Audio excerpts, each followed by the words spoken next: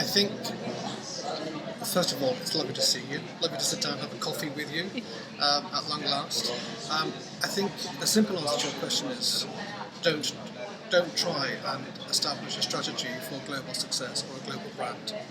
Don't even think like that. Just do what you do well, consistently well.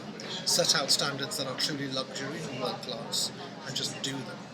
I think the rest will follow. I think sometimes it's very easy to get this subject overcomplicated and make too much of it. But all the best luxury brands in the world just do what they do, and they do them extremely well, consistently. That's the key.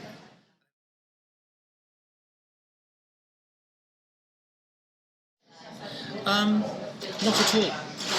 Really not at all. My role and responsibility is to set this hotel up and take it to market. And we never discussed what market, so now the market happens to be different. So my role and responsibility hasn't changed, but the market's changed. So what I'm now doing and focusing on is whatever market is viable. And at the moment, the only viable market for us is the UK. But thank God we now have North America opening up and Europe's being slightly easier.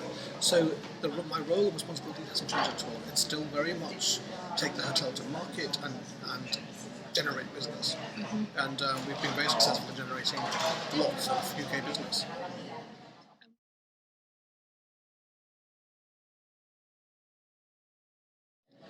Well, it must be so dull to talk about pandemic, but it would be ridiculous not to say it's been the pandemic. Because of course, in my 40 years in this business, I've never experienced a time when it has been as difficult as this in the last 2 years to manage a business, take a luxury hotel to market, spending £500 million on a product like this, a building like this, which is first in its class, the largest excavation in the world, 18 floors of rooms and facilities, and then the pandemic came along, and we've had to adapt, adjust, manage our team of staff, say goodbye to some of them sadly, but thankfully say hello to them again, because we're now back in business. And that's been truly difficult.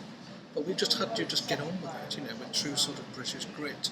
We've just got on with it, dealt with it, and here we are now, open to the world, receiving rave reviews.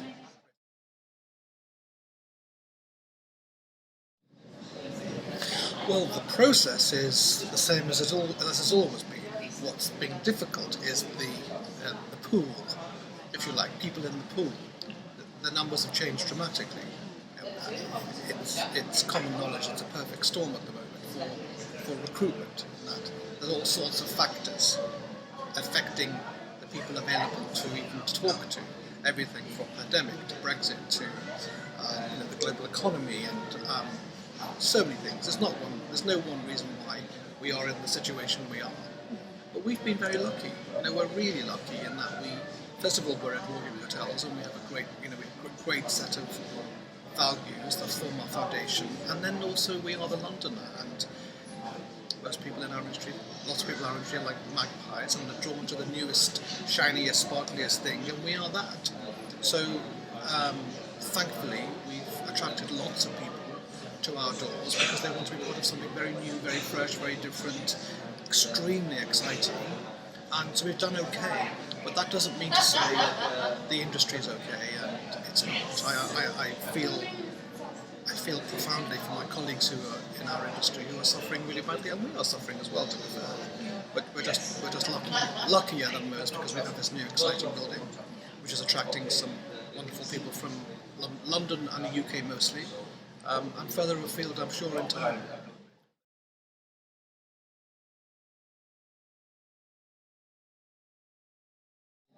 I believe I'm a little old-fashioned about this. I think we should go back to apprenticeships. I think we should go back to encouraging people to come into our industry at the earliest possible stage, even pre-university perhaps. I realise that's slightly controversial, but I feel very strongly if we could attract people from, if you like, A levels onwards into our industry, but then when they join us, it's essential that we, the industry, not just my hotel or my company, genuinely have a program of, say, up to 24 months in which people can clearly see there's a roadmap for them. And if there's clearly a personal development and growth plan, rather than using apprenticeships that may have otherwise been used just to fill gaps and not quite as authentic as they should be. And they're over and above headcount, they're not part of headcount.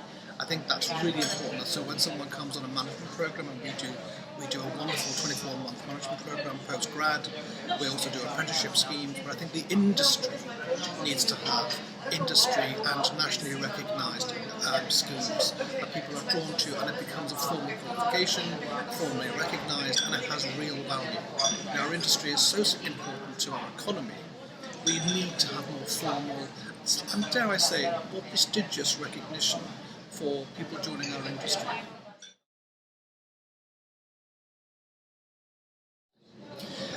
Nothing. No, absolutely nothing. We just carry on. There's no next as such, because it's a 24-hour day, 7-day-a-week operation. We just carry on doing what we are doing, and we just bed in. We make sure that what we're doing is consistent, it's methodical, we become a well-oiled machine, we continue hosting wonderful events that take the Londoners brand to the world. So there's no next as such, it's just continuing what we are doing. That's not a great answer, I'm sorry, but that's the reality. I would love to be able to say there's a great big new thing happening, but it's not. So much is going on within this property that to say there's one thing that is next is not quite the case, but lots of nexts, if you like.